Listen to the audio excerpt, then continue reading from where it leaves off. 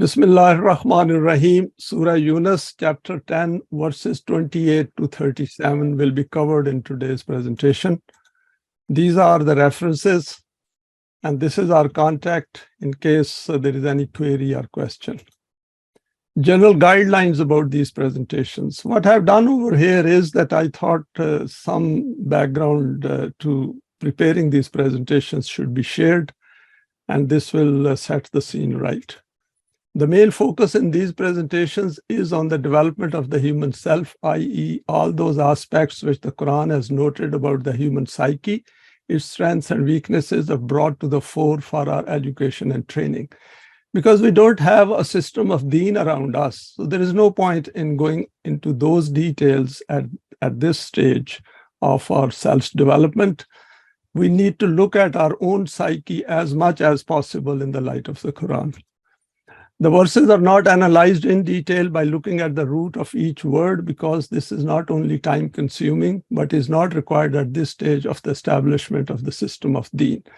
Because we'll get lost. Each word which is used in the Quran has a number of meanings, and if we discuss those in the overall context of Deen, then it is going to take a lot of time. This will be the duty of those who deal with the finer aspects of legislating for the sub-clauses under the system of Deen. However, any developed self will be able to contribute to any future effort in this direction.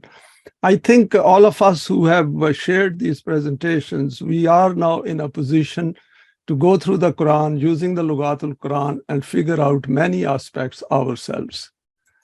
Most of the meanings are taken directly from the writings of Allama Pervez and are then explained with examples from our life's events as of today. This helps to relate the teaching of the Quran to our thinking in our daily life. The aim is to raise our eminence at a higher level where we can grasp the salient aspects of the system of Deen. Once we convince ourselves of the need for Deen and its benefits to mankind, then we understand the need for a developed self, which is the focus of the Quran, i.e., these developed selves then form a Jamaat by coming together willingly to strive on the path of Allah. So all of us who are sharing these presentations together on this platform, I will call them a Jamaat, because this is how we have managed to remove our differences and we are playing to the same music. Recap so far. Through the Quran, we acquire knowledge of the system of Deen and its finer details which aid in understanding Rububiyyat in the universe. Wahi was sent to mankind through the medium of the messengers of Allah, all of whom were human beings. The universe was created in 6 stages, and the earth was made suitable for the sustenance of man who possesses choice and intent. The law of requital was put in place so that each and every deed of man manifests its outcome. Time was created through the alteration of day and night to make man aware of his finite physical existence in this world. Mankind is one brotherhood, and the aim of the Quran is to bring all humanity together after removing their differences so that fear and grief disappears from the human world.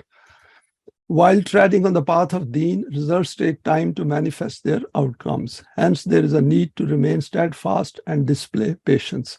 Patience is very important in these things. We at times get impatient that we are not getting the results. We should always keep it in mind that we are working with Allah, with whom time is infinite. Iman and Saleh deeds have a higher scale in terms of contributing to the development of the human self. The path of Islam is called Sirat-e-Mustaqim, which is straight, balanced, and well-established. The question of creating ourselves, do others create it or do we create it, and the ratio between the two. Here I've drawn 3 schematics. I thought these will set the scene for today's presentation, because we have to look at our own psyche, that how much of this psyche is influenced by majority around us that is trying to conform with them because we have to earn a living, and how much of it is based on our own deliberate decision making. First is a crowd over here. Probably they're cheering some concert. Each one of them has an intrinsic value by virtue of possessing a self. Nafs, which is based on divine energy, all of them have, which has the potential and capacity to grow and develop for eternity. So the point is, all of these people around the world, they have a self. They have their own intrinsic value as defined by the Quran. If each one is contributing to the world around us, then we can understand the significance of each one of them. So when we look at the world around us and we see the problems, our mind should go to the whole of humanity and see that each one of us has a self and what exactly they are doing and contributing to the environment in which we are living on this planet. Second one is over here in the context of what is going on in Qatar, the World Football. Our stay here is finite, hence the time available to us needs to be valued by applying a cost-benefit analysis. All those activities in life which divert us from the higher purpose of life need to be carefully recognized and critically assessed. In a world rife with problems created by human hands, does this make sense? And this is just to draw our attention to what is going on in the world. All these human beings, they are paid for it and they're sitting there. What problem will be solved of humanity at the end of this World Cup? And that is the question we need to ask. Next is, this is some kind of a political gathering. Pharaohs in every era attract the masses. When we do not appreciate the existence of our inherent potentials, then we get carried away by the machinations of the man-devised systems. It's very easy to come out and be part of a big gathering, which is meaningless and aimless and a waste of time. And we should keep it in mind that what impact my activity over here will contribute to my own hereafter, because time is extremely important. So we should carry out a cost-benefit analysis and not let these things become part of ourself. The Quran puts before us our own potential eminence and loftiness as a fact. These human beings need to be reminded of their intrinsic value first, a task assigned to mu'mineen. I'm sure if each one of them are informed that the path which they have taken by coming together like this is not going to benefit them. And that is what we mean by cost-benefit analysis in the light of the Quran. The Quran helps to acquire understanding of human reality, the purpose of creation, the issues of human life, the system of Deen, the ultimate reality. It provides an answer to every question arising in the human mind in relation to human existence and more. And this is the effort we are making to see that what is in the Quran for us individually and then collectively. Now let us go to first two verses for our today's presentation. We witness shirk in all forms around us. وَيَوْمَ نَحْشُرُهُمْ جَمِيعًا ثُمَّ نَقُولُ لِلَّذِينَ أَشْرَكُوا مَكَانَكُمْ أَنْتُمْ وَشُرَكَاؤُكُمْ فَزَيَّلْنَا بَيْنَهُمْ وَقَالَ شُرَكَاؤُهُمْ مَا كُنْتُمْ إِيَّانَا تَعْبُدُونَ وَكَفَى بِاللَّهِ شَهِيدًا بَيْنَنَا وَبَيْنَكُمْ إِن كُنَّا عَنْ عِبَادَاتِكُمْ لَغَافِلِينَ. The meanings: when we will bring them all together, then we will inform those people who used to do shirk. And we know shirk means contaminating Allah's laws with human laws or human thinking. That you and those whom you used to declare as our partners remain in your places. Then they will be separated from each other. At this, those entities whom they used to declare as partners of Allah will say to them that this is wrong, that you used to worship us on our saying so. Allah is a witness to this fact, and His evidence is sufficient to make a decision about our claim and your claim, that we had absolutely no knowledge of this, that you used to worship us, never mind us asking that you worship us. Some further reflections on these two verses. When the Quran instructs to gather together, we generally think that it is a congregation of human beings as physical beings only. No doubt this is part of this aspect of coming together, because whatever we do individually is as part of the collective life in this world. There is another aspect as well in which the outcomes of our deeds join us, and we ultimately end up seeing the tangible evidence of what we have done in our past life. This is where the creation of ourself and its significance come into play. Next is the Quran here in its unique style is presenting before our eyes that state of the human self which fails to develop because of the contamination of shirk. Because when we follow the human beings or follow man-made laws and mix them up with Allah's laws, then we do not get benefit, rather we are harmed. if we carry around man-made chains and some false concepts of Allah, then essentially we are consigning ourselves to a doomed end. The biggest deception which man creates is that he becomes deceived by the riches and prosperity of this life, which he acquires due to a grossly unjust system. Verse 10:28 is a warning for us to become alive to the world in which we reside and its contraptions which create distractions for human beings and prevent their thinking from going in the direction of seeking guidance. Because the whole point of living this life before coming to the Quran is to seek guidance. And once we have found the guidance, then making best use of it. Then remain focused and intensely follow it and analyze the world around us. Now, next slide, remaining vigilant of own psyche. Here Allah has warned us not to follow any human being as a model, and those who do follow human beings end up losing everything in life in relation to the life of the hereafter.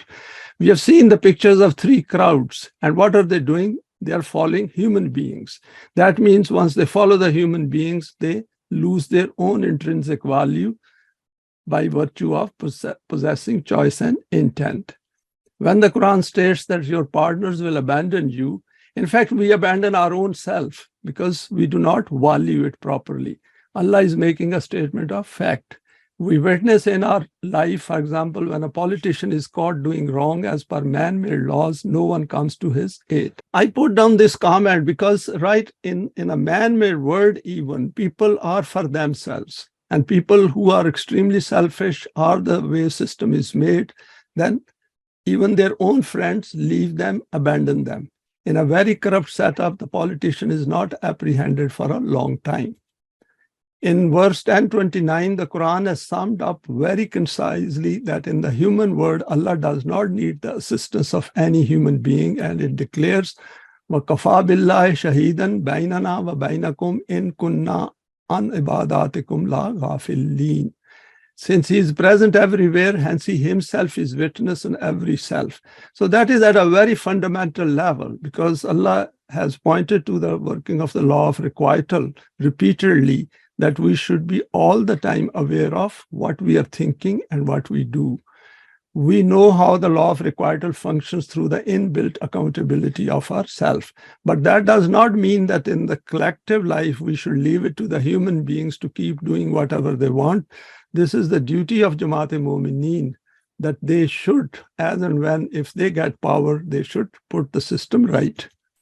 Since all these verses are for Mu'mineen and Muttaqeen, hence Allah is asking us to train ourselves in every respect using this guidance and acquire that eminent and elevated psyche which is placed within our reach. Now, additional reflections on these two verses. Here we need to remain aware of our thought process, that we do not give a place in it to anyone who does not meet the strict minimum criterion of the Quranic Muttaqi. This is in our interest because if such people find a place in our cognition, then they will fail to meet our expectations, which we have defined precisely in the light of the Quran. That is, that if we somehow put some significance on these people, then we should check it in the light of the Quran, that where they are and whether they are guided or not, whether they're seeking guidance or not. Another point about which the Quran has cautioned us is that those people to whom we attach our hopes and certain expectations, are they aware of your expectations from them or not? There is no point in having an expectation with a so-called leader, and that leader does not know that what expectations we have with him. And beauty of the Quran is that all the expectations which Allah has asked us to put in him, all those are specified, and he is going to fulfill them if we follow his laws. And that is the beauty of having expectations with Allah. And we know that unguided minds in this world, they follow their own desires. They have nothing to do with the public. And that is important. We should keep it in mind when we are going through the Quranic verses like this. If not, then we need to make them aware and let them explain whether the hopes and expectations associated with them are realistic or not. The whole point here is that Allah is admonishing us to take our finite physical life extremely seriously, because Quran is trying to save us our time. It is putting a lot of emphasis on making use of time effectively by being on Sirat-e-Mustaqim so that we do not waste our energies in pursuing wrong things in life, and to take the message of the Quran with the respect it deserves so that we get the best out of it both individually and collectively before we leave for the next abode of Deen. Now let us go to the next verse, 10:30. Expectations need to be verified by Allah. Hunalika tablu kullu nafsin ma aslafat wa ruddu ilallahi mawlahumul haqqi wa dalla anhum makanu yaftarun. Hence, whatever a man will have done previously, it will manifest clearly in front at that time, and all deeds will be returned towards the law of requital of Allah. He alone is the custodian of this true balance and the guardian. And whatever people used to do according to their self-created concepts, all that will go to waste, i.e., it will not produce that outcome which they had in their minds. And this is a great disappointment human beings are going to have because they are following Zann, and this aspect will come before us later on. They have been following, which is not Haqq, which is not truth. Only that deed is productive which is performed according to the law of Allah. The gravity of this thought, gravity of this aspect takes time to sink into our minds because we take it very superficially. We just go through it, not putting our heart and soul into it, trying to figure out that what Quran is trying to tell us. It is trying to remind us that our place in this world is for a finite time.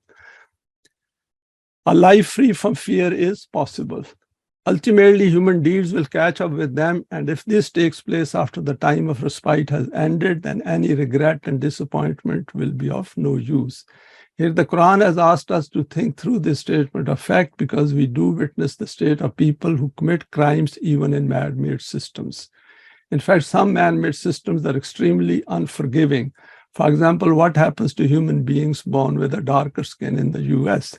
And this is a great lesson for us as well, who are following the Quran and trying to make better use of our life, is that don't get on the wrong side of man-made systems because these man-made systems are extremely unforgiving. And if we end up, for example, even for something which we haven't done and we end up in a prison, that will be a gross waste of our valuable time in this life. However, the Quran does not want us to come to its guidance with the fear of punishment. It invites us to work with Allah as a companion to carry out those responsibilities which Allah as Rabb has taken on himself. In fact, Quran says that if we come to the Quran, we will understand fear and huzn and its nature in the man-made system. And secondly, by having Iman in Allah, we will overcome this tendency of our brain to become fearful. Because fear, even if it is in a subconscious level, it affects our potentials. It states as a permanent value, La ikraha fi deen, qad tabayyana ar-rushdu min al-ghayyi faman yakfur bit-taghut wa yu'min billah. Fear is meant to be eliminated through the Quran. Over here, Quran, we have gone through this verse previously that Allah has said that there is no compulsion in Deen. If we have come to the Quran under some compulsion, then we should try to address it. Quran is making both paths of life, evil and the righteous one, clear before us. And we have to use our intellect, our rational side, by using the Quranic guidance and then accept Iman in Allah through our free volition. And there should be absolutely no compulsion, either external or internal. It should be a willingness to follow this path, thinking that this is the one which I'm looking for. It's just like this, that when we feel hungry, we go and take food. And that is not a favor we are doing. That is a requirement of our body. So Iman is the requirement of our own self, but it has to come through our own voluntary volition and voluntary decision-making. Understanding the laws of Allah helps us to add value to our thoughts and deeds. Just reflect on the language of the Quran. وَدَلَّ عَنْهُمْ مَا كَانُوا يَفْتَرُونَ. So whatever they were doing, it is because of that, informing us that factually, if we remained focused on the conveniences of this life and did not think of the higher purpose, then we will subject ourselves to a rude shock when the results of our deeds will join us later in life. Let us go to the next verse. Life and death are linked. Look for signs. Kul man yarzukum minas samai wal ardi amman yamliku sam'a wal absara wa man yukhrijul hayya minal mayyiti wa yukhrijul mayyita minal hayyi wa man yudabbirul amra fasayakuluna allaha faqul afala tattaqun. I have highlighted wa man yudabbirul amra. I'll go through this aspect in slightly more detail in slides, but concentrate here, please. Afala tattaqun. That if we become muttaqi, then what is stated here will become very clear.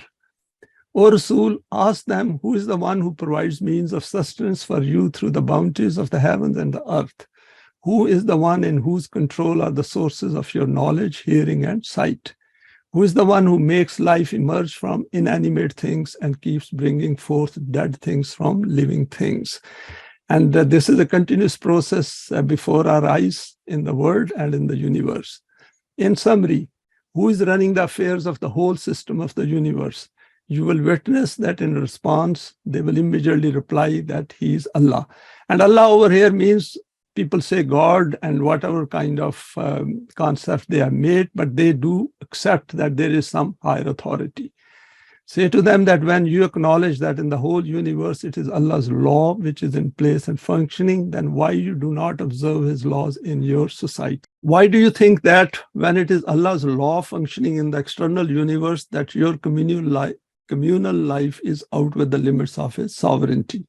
That his law does not function in it, this concept is absolutely batil, brings forth evil results.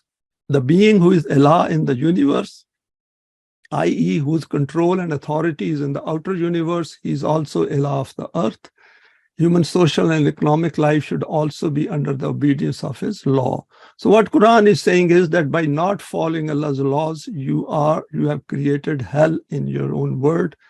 And if you come to Allah's laws, there will be peace and quiet as in the outer universe. Further reflections. Here the Quran returns to the outer physical world and points to the hydrological cycle which sustains life on the planet. There are two aspects of this physical phenomenon operating spectacularly at a gigantic scale. It provides clean water across the globe for sustaining life. It also provides the means to meet needs aesthetically. Just imagine the beauty of a lush green valley anywhere in the world.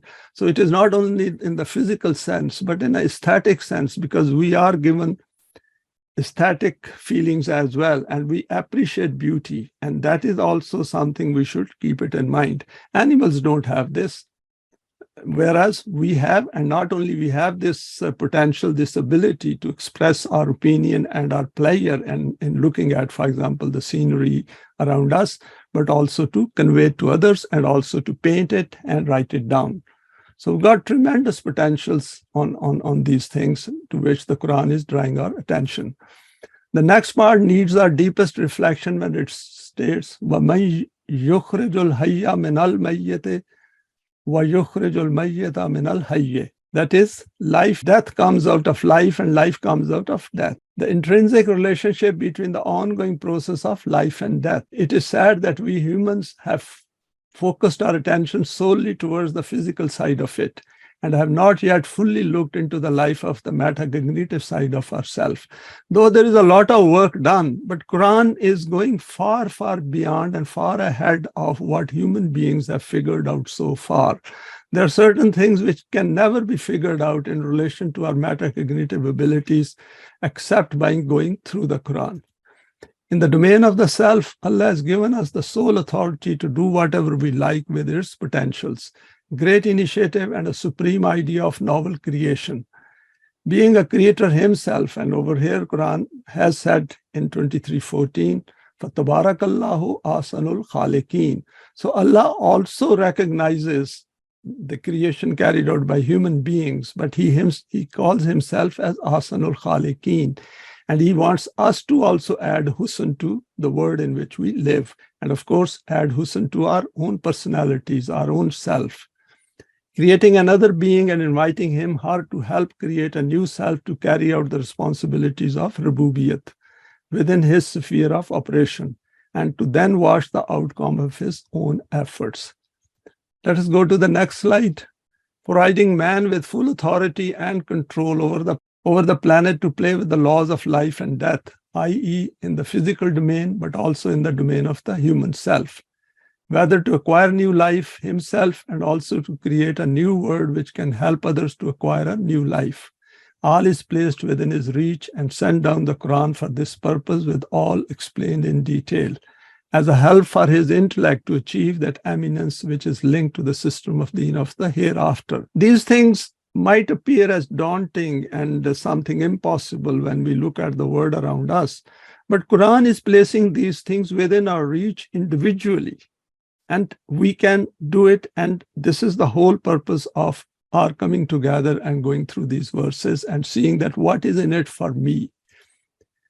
Then he did not dissociate himself from the human world and declared emphatically to Mu'mineen that وَمَنْ يُدَبِّرُ الْأَمْرَ, his amr behind everything, that try to understand that whatever is going on in this world, it is not Allah has dissociated himself from that. There is an amr, and then that amr leads to khalq. There is no point in having an amr, and if it does not lead to khalq, it does not lead to creation.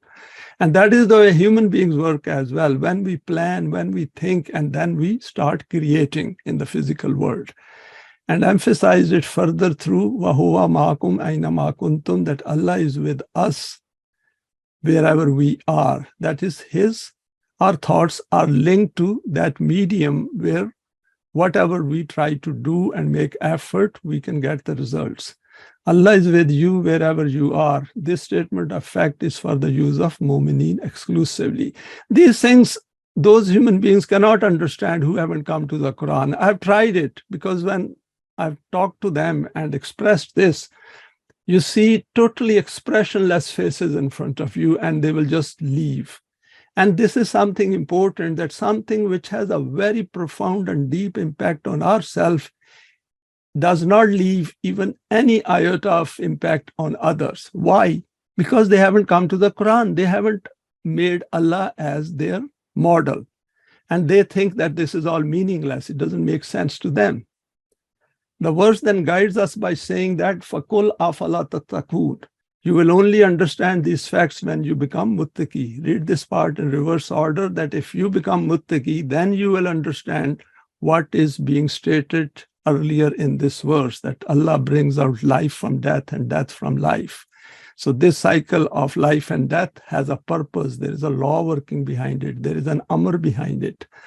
Otherwise, you will keep going round in circle. ذَلِكَ الْكِتَابُ لَا رَيْبَ فِيهِ هُدًى لِلْمُتَّقِينَ. This book in which there is no doubt, and this provides guidance to muttaqi, because it removes the doubts and suspicions of those who wish to become muttaqi. Become muttaqi and then see the results. Let us go through the next two verses, 32 and 33. Remain within Allah's pattern.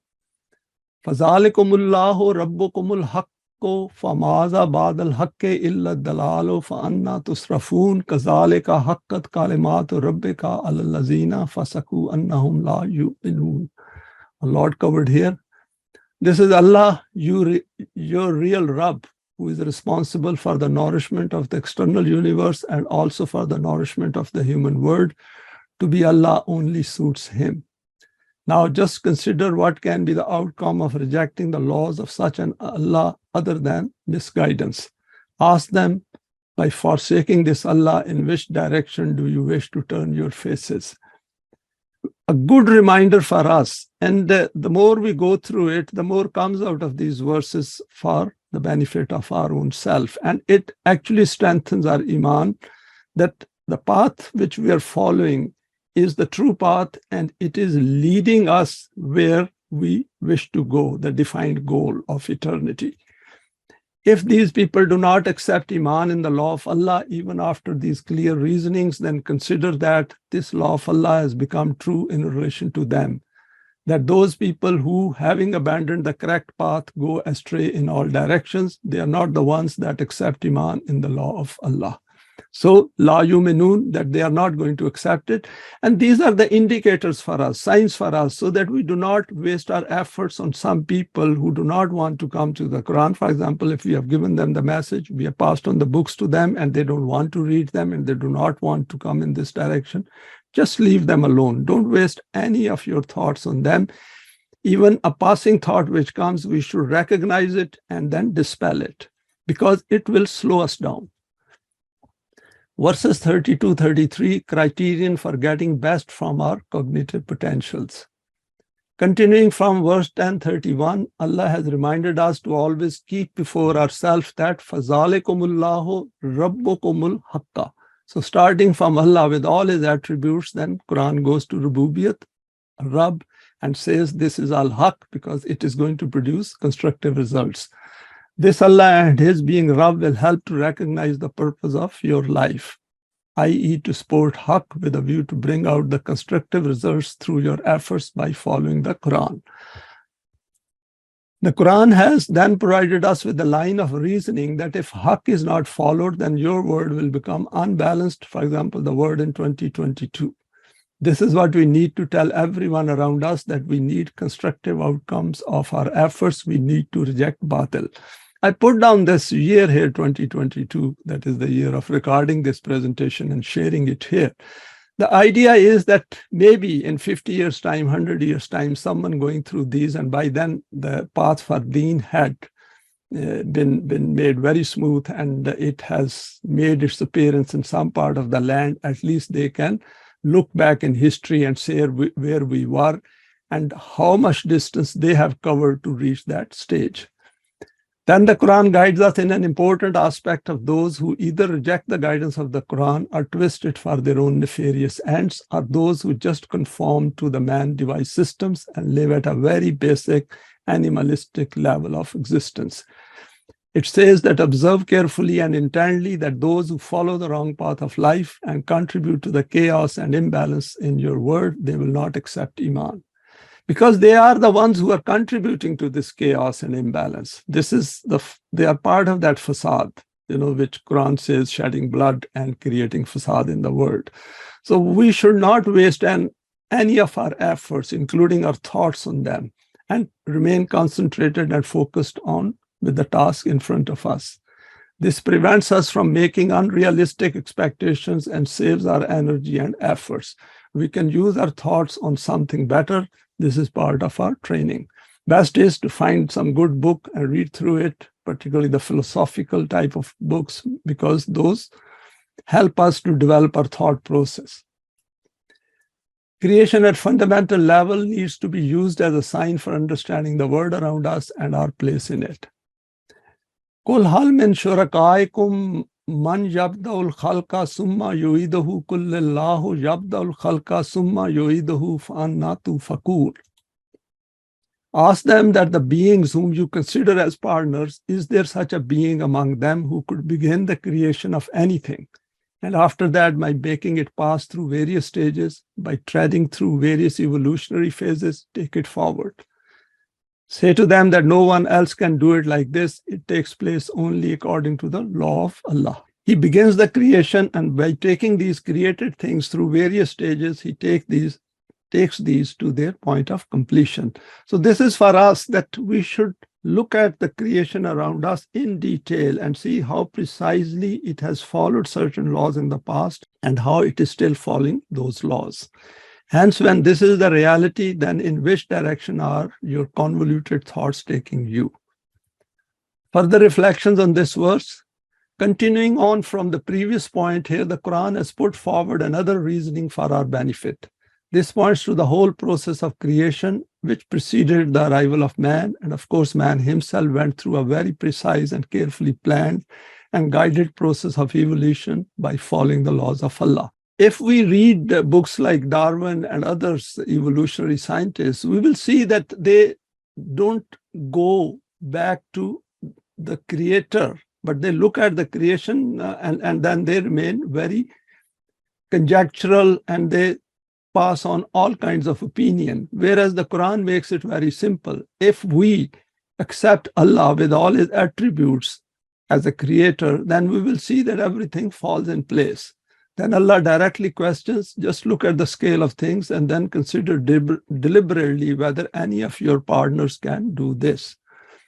In fact, if we look at the creation around us and Allah being everywhere and listening to all what is going on in this world and controlling it himself, that is, his laws are working through his direction, then it gives us a lot of reassurance. Of course, there is an invisible part of it, but through the Quran, we can develop that kind of a conviction, and through our solid deeds within ourselves, that kind of assurance comes in, becomes developed, that we can start seeing the things which these verses are pointing to.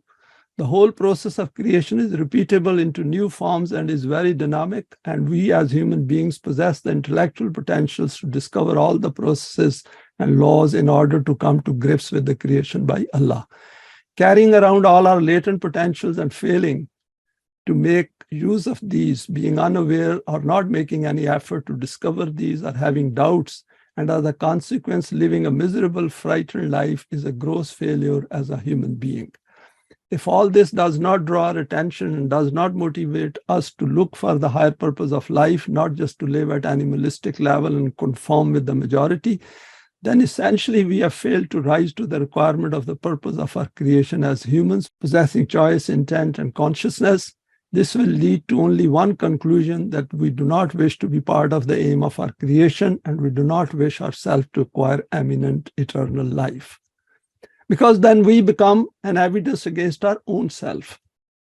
Only Allah can guide man. Qul hal min shurakaikum man yahdi ilal haqqi qul lillahu yahdi lil haqqi afaman yahdi ilal haqqi ahaqqa an yattaba amman la yahdi illa an yuhda famalakum kaifa tahkumun.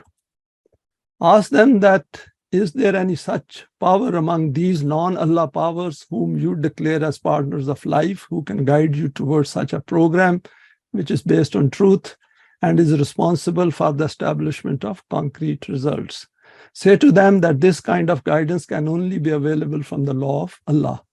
Say to them that when this is the reality, then tell me, can that law which provides this kind of guidance be deserving of this, that it should be obeyed? Or should those entities be obeyed who are in need of guidance from others for their own selves? Say to them that what has happened to you, that even after such clear evidences, you make wrong decisions. Allah's guidance is human self's need. The issue put before man is very straightforward. Does he wish to follow the guidance of another similar human being, which is a degradation of our own self, who himself is raw and does not know the higher purpose of life, or should he follow the one whose guidance everything else in the universe is following? And even the physical body of man is following, that is, our body follows the physical law of Allah. Here this question is put before man, that by following the laws of other human beings, he is enslaving himself, that his latent potentials can never emerge, and he needs to question this and then look at the choice provided by Allah. So if we are, for example, the crowds which I have shown at the beginning in our slide, if we are part of those crowds, then essentially that time in which we should be doing something more useful so that our potentials come out, we are wasting our time. And he needs to question this and then look at the choice provided by Allah. The world created around us is the outcome of following the laws made by men. Every country has its own laws which are at variance with each other. The same human beings are subjected to different laws. Is that justice? And this is something which we should concentrate all the time. Next, the Quran confronts us with the reality, those who themselves need guidance, should you obey them? So how can we obey someone who himself is lost in life, who himself haven't even thought about higher purpose of life, and we start following them just because they are rich, they are powerful? At least dissociate from them intellectually, put them at a place where they should be, and that is what Quran does. Here Allah presents guidance from his direction by stating that as I do not need guidance, hence I am the best to provide guidance. It is a powerful factual statement which needs our profound reflection. Then it is concluded, deny Allah's guidance and then live with the wrong consequences of man-devised systems, a perpetual state of fear and huzn. Without the Quran, we do not know Haqq, Al-Haqq. Now, this is where I think today's presentation is going to benefit us a lot. وَمَن يَتَّبِعُ أَكْثَرُهُمْ إِلَّا ظَنًّا إِنَّ الظَّنَّ لَا يُغْنِي مِنَ الْحَقِّ شَيْئًا إِنَّ اللَّهَ عَلِيمٌ بِمَا يَفْعَلُونَ. The reality is that most among them are those people who do not have any certain knowledge about reality, and they merely keep following speculation and conjecture. Whereas it is obvious that speculation and conjecture contain no reality in front of haqq and certainty, and neither can it provide that effect which certain knowledge provides. Whatever these people do, it is in the knowledge of Allah. He knows how they follow behind mere conjectures. So associating ourselves with Allah and keeping Him as a model is the one which will make haqq appear before us the way it is. The true reality of our existence and our life will manifest itself before our eyes. Now, some meanings of Zann, the word term used over there is Zann, and what I've done is I've taken some salient meanings of this root from Lughat al-Quran. For other details, we should go and have a look. The root is given here, not evident or clear, something which is not evident or clear, and should we be following it? A belief in which there is some doubt. When there is a doubt in something, then it is doubtful. It is some inference which, when it becomes strong, then it is called knowledge. So it takes time for Zann to become knowledge, because only if we make an effort. If we don't make an effort, then Zann will remain Zann all our life. And this is the state of religious people.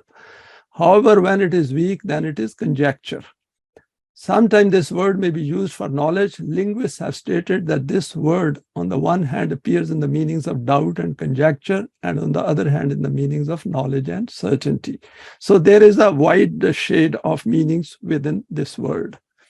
The Quran has used this word in opposition to knowledge and conviction and haqq. Hence, Zann can never be taken in the meanings of knowledge and conviction. We have to see the context within the Quran as it will appear, as it will be made clear later on. In reality, when we are not sure about a fact, then it has two aspects. Sometimes man becomes inclined towards reality, and when the doubts start appearing, and sometimes he moves away from it. Because some of the things appear before our eyes, before our intellect, as in a passing reference, and we think this is the reality, and then doubts start appearing. Though when the doubts start appearing, when we thought it is a reality, it hasn't become a reality. We need to investigate it. And when the doubts start appearing, then it definitely becomes Zann. From this aspect, both are called Zann. Raghib has stated that when an or anna appears after this, that is after this word Zann, then it is inclined towards knowledge, and it almost reaches the status of certainty. Remember the word almost here. And there is two verses quoted over here, 246. Allazina yazunnuna annahum mulaku rabbihim.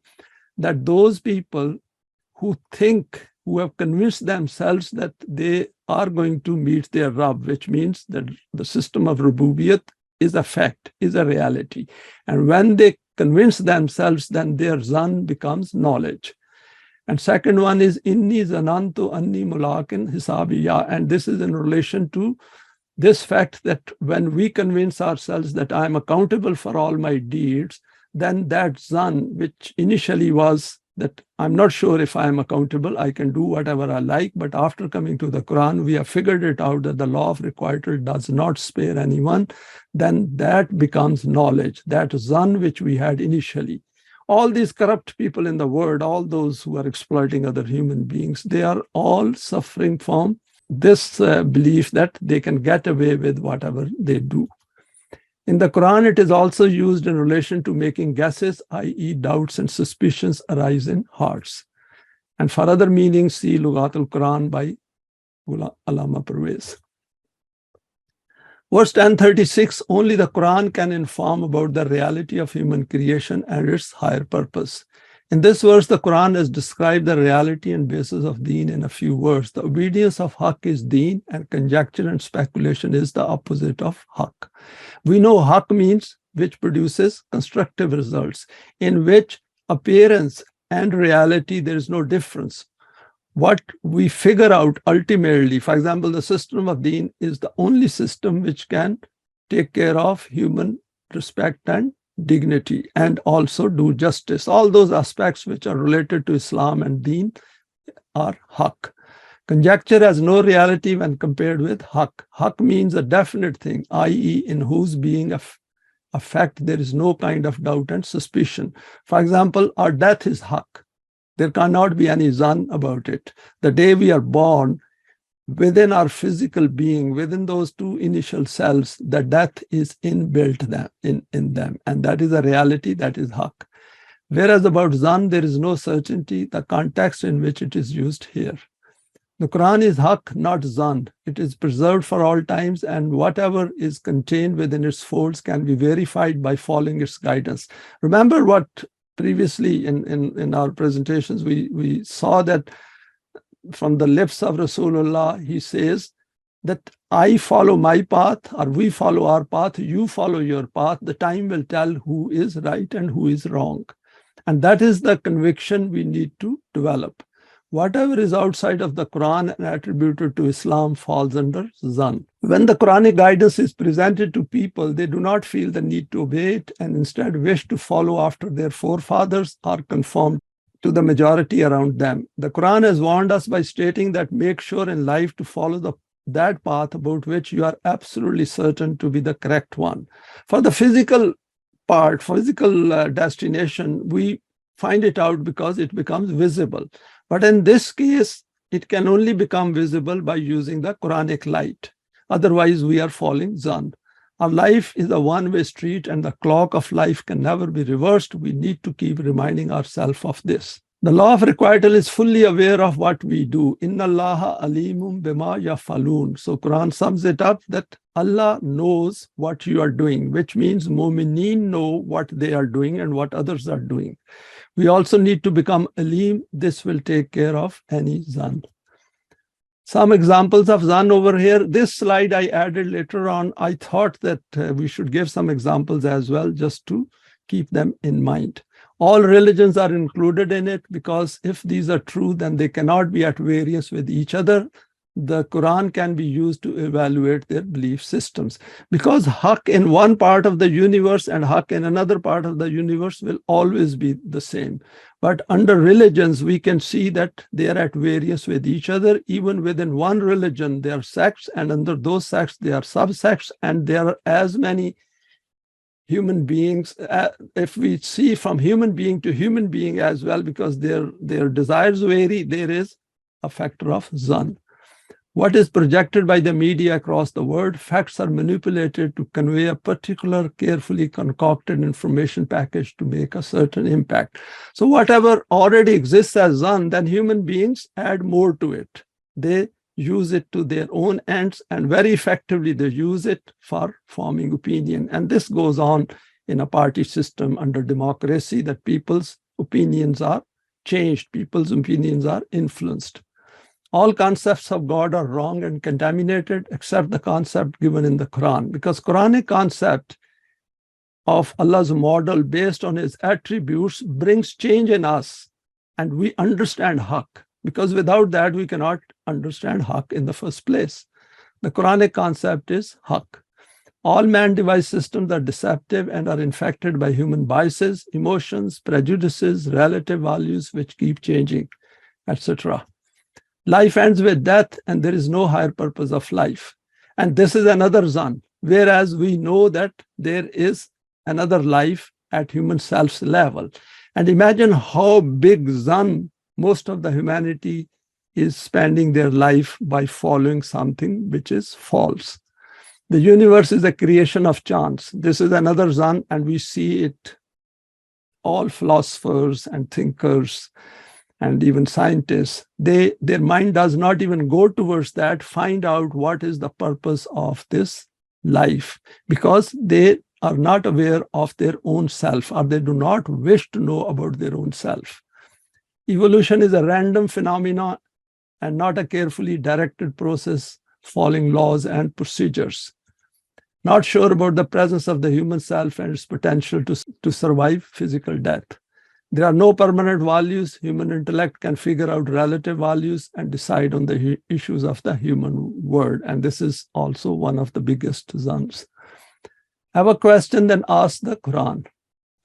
وَمَا كَانَ هَذَا الْقُرْآنُ أَنْ يُفْتَرَى مِنْ دُونِ اللَّهِ وَلَكِنْ تَصْدِيقَ الَّذِي بَيْنَ يَدَيْهِ وَتَفْصِيلَ الْكِتَابِ لَا رَيْبَ فِيهِ مِنْ رَبِّ الْعَالَمِينَ. And this is the last verse for our presentation today. The truth is that it is simply not possible that other than Allah, some other entity can compile a code of laws like the Quran. Hence, a false Quran simply cannot be put together. Just ponder what the characteristics of this Quran are. First of all, that through a practical system, it makes all those principles and laws true which were sent down via wahi previously. Then it explains its laws in such a clear and prominent way that there remains no iota of doubt and suspicion in them, nor any uneasiness or dissonance. And these laws are provided from the direction of that Allah who is the guarantor, that is Rabb, for the nourishment of the whole of the universe and universal humanity. Therefore, no favor has been extended to any particular nation, nor has any been opposed for no reason. This code does not differentiate between one human being and another one. Further reflections on this verse: the Quran makes statements based on facts, and it is our task to figure out further details by using our rational mind and reasoning in the overall context of Deen. Here it states that this book is from Allah and no one can produce anything like this. This is a challenge to us as students of the Quran to make strenuous efforts to convince ourselves that it can only be from Allah.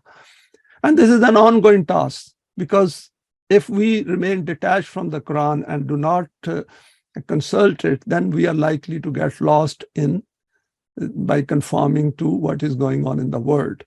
And the weakening of our resolve can be very dangerous, very risky, because whatever we have earned so far, then it goes to waste. This is why it has stated a criterion, وَالَّذِينَ إِذَا ذُكِّرُوا بِآيَاتِ رَبِّهِمْ لَمْ يَخِرُّوا عَلَيْهَا سُمًّا وَأُمْيَانًا. And over here, Quran has said that when these verses of the Quran are mentioned to them, recited to them, or they themselves go through them, then they do not fall over them as if they are deaf and blind. Mu'minin never accept it blindly. They accept Iman after differentiating between the two paths of life. Blind acceptance is a non-human behavior. The reason for rejecting blind belief is that the self which we require to work for the system of Deen has to be based on 100% acceptance of its message. We should remember that there is no two-way about it. Either we have Iman or we do not have Iman.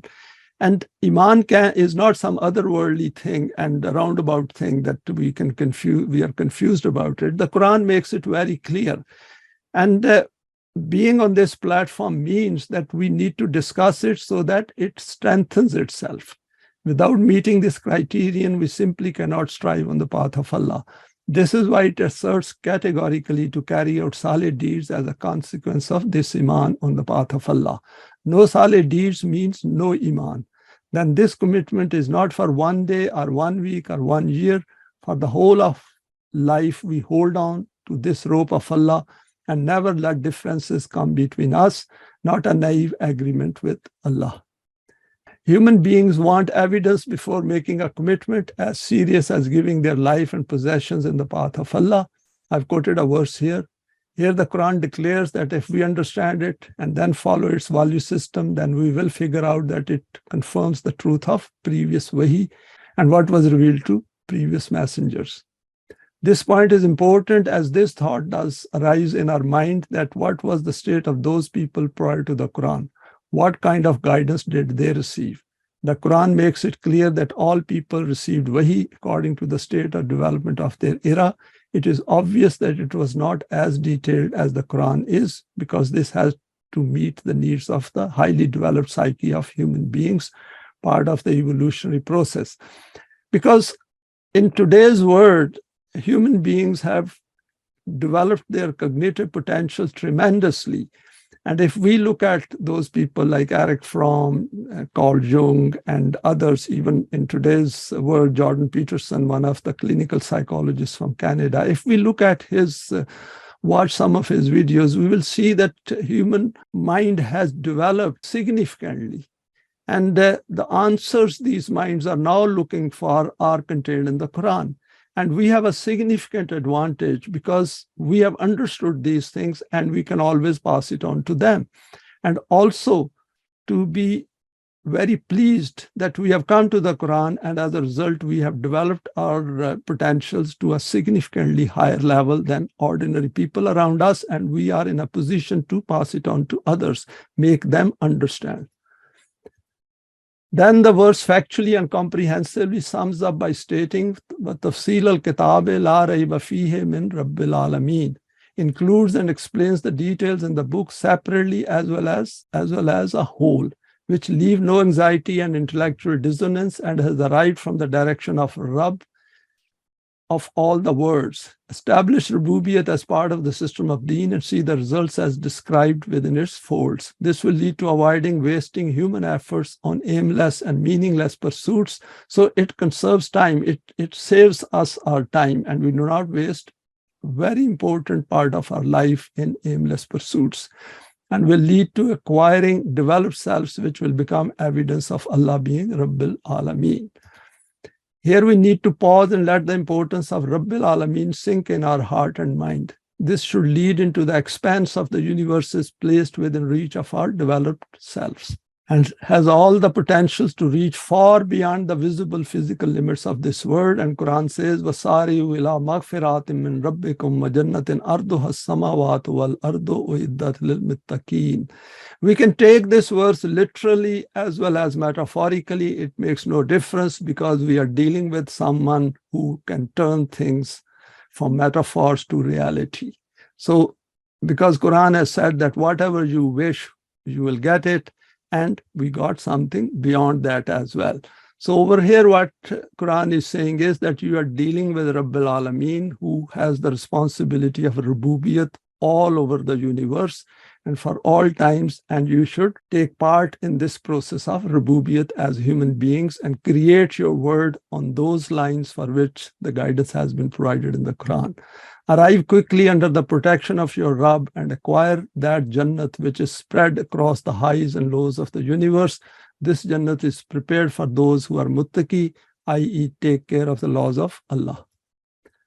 Thanks for your time and for sharing this today. Please feel free to share it with your contacts. You may like to subscribe for future talks related to the Quranic system of Deen.